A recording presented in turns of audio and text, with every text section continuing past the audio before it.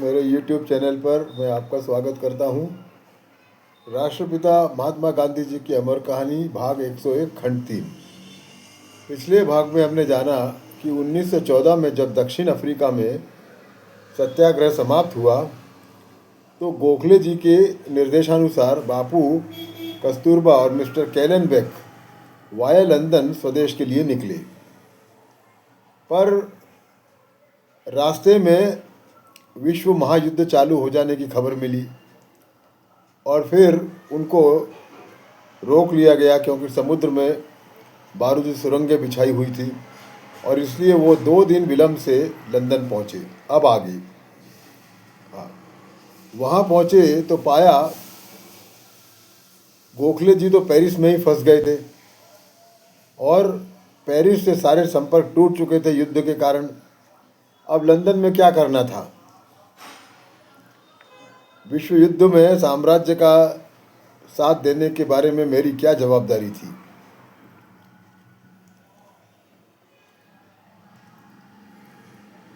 और इसलिए मैंने एक सभा बुलाई और विश्व युद्ध में साम्राज्य का साथ देने का प्रस्ताव रखा। शर्त ये रखी कि हिंदी लोगों की मांगें मान्य की जाए और लॉर्ड क्रू को इस बारे में एक पत्र लिखा कि यदि हिंदी लोगों की मांगें मान्य की गई तो मेरी युद्ध के सैनिकों की शुश्रूषा करने के लिए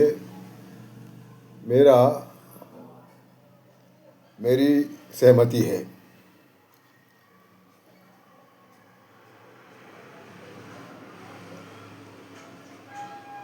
अब आगे धार्मिक पहेली। बापू लिखते हैं, लड़ाई के काम करने के लिए हम कुछ लोगों ने अपने नाम सरकार को दिए। उतने में ही यह समाचार दक्षिण अफ्रीका पहुंचते ही 2 तार आए। एक मिस्टर पोलाक की थी। उन्होंने पूछा कि क्या आपका ये कृत्य आपके अहिंसा के तत्वों के विरुद्ध नहीं है? ऐसी तार आएगी इसका मुझे आभास था क्योंकि इस विषय की चर्चा मैंने हिंदू स्वराज्य में की थी। दक्षिण अफ्रीका में इस विषय की चर्चा अक्सर होती थी। युद्ध की नैतिक अनिष्टता हम सभी को मान्य थी। मुझसे मारपीट करने वालों पर मैं फरियाद करने के लिए तैयार नहीं था। फिर 2 राज्यों की लड़ाई में उसके परस्पर गुण दोषों को जाने बिना उसमें शामिल कैसे होता?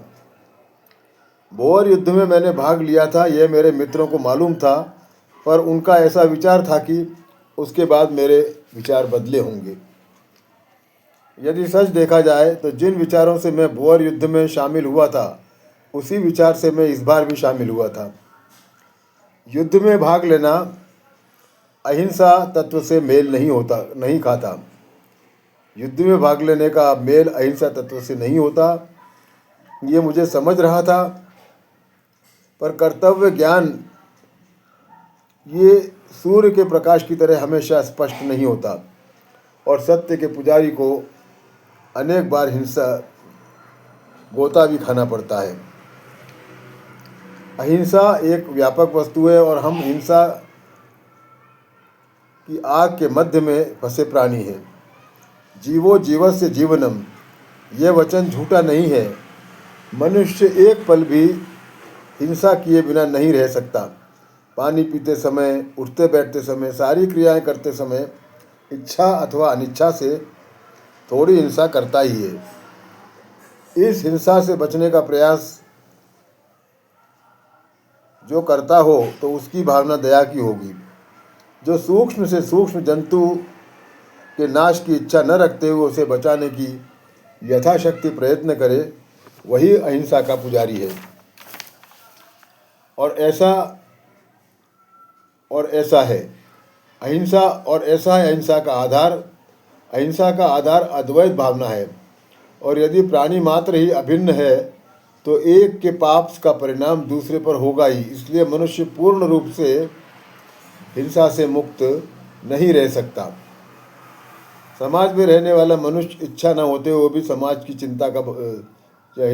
की हिंसा का भागीदार बनता है। जब दो देशों के बीच युद्ध होता है तब अहिंसा मानने वाले व्यक्ति का कर्तव्य उसे रोकने का होता है। ये कर्तव्य जो न कर सके और जिसमें विरोध करने की शक्ति ना हो अथवा जिसे विरोध करने का अधिकार प्राप्त न हो, उसने युद्ध में भाग लेना चाहिए और उस कर्म से खुद को, अपने देश को, उसी तरह सारी दुनिया को मुक्त कराने का प्रयत्न मन से करना चाहिए। अंग्रेजी राज्य के सहयोग से मैं देश बंधुओं की हालत सुधारने की मेरी इच्छा थी।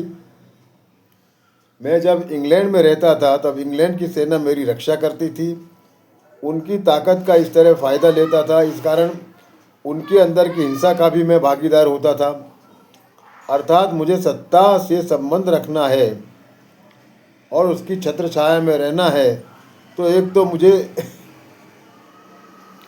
युद्ध का विरोध तब तक करना चाहिए जब तक सरकार की युद्ध नीति ना बदले, अथवा सरकार के कायदों का सविनय भंग करके जेल जाने का रास्ता पकड़ना चाहिए, और यदि नहीं तो उसके युद्ध कार्य में भाग लेकर विरोध करने की शक्ति अथवा अधिकार प्राप्त करना चाहिए। उतनी शक्ति मुझ में नहीं थी, अतः मेरे लिए युद्ध में भाग लेने के अलावा कोई मार्ग नहीं था और ऐसा मैंने निश्चित किया। अहिंसा की दृष्टि से हाथ में बंदूक पकड़ने वाला अथवा उसे मदद करने वाले में कोई भेद मुझे नहीं दिखता। जो मनुष्य डाकुओं की टोली में कोई भी काम करे, जैसे जब वे लूट कर रहे हो तो पहरा दे, घायलों की सेवा करे, उनका बोझा उठाए, उसका पाप डाकुओं से कम नहीं होता। इस दृष्टि से युद्ध में जख्मी लोगों की सेवा करने वाला भी युद्ध की जवाबदारी से मुक्त नहीं रह सकता। ये मेरे विचार पोलाक की तार आने के पहले ही मैंने कर लिए थे। तार आने के बाद मैंने मित्रों से उसकी चर्चा की। युद्ध में भाग लेना मुझे कर्तव्य लग रहा था और आज भी ऐसा लगता है। ब्रिटिश साम्राज्य के प्रति जो विचार उस समय थे, उनके अनुसार मैंने युद्ध में भाग लिया, इसलिए मुझे कोई पछतावा नहीं है। मुझे मालूम है कि मेरे विचारों की संयुक्ति का मैं उस समय भी मित्रों को समझा नहीं सका था।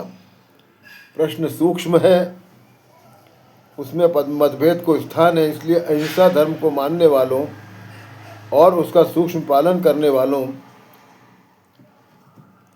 के समक्ष मैंने अपना पक्ष स्पष्ट रूप से रखा है। सत्य के प्रति आग्रही व्यक्ति ने रूढ़िवश होकर कोई भी कार्य नहीं करना चाहिए और अपने विचारों से चिपक कर भी नहीं रहना चाहिए।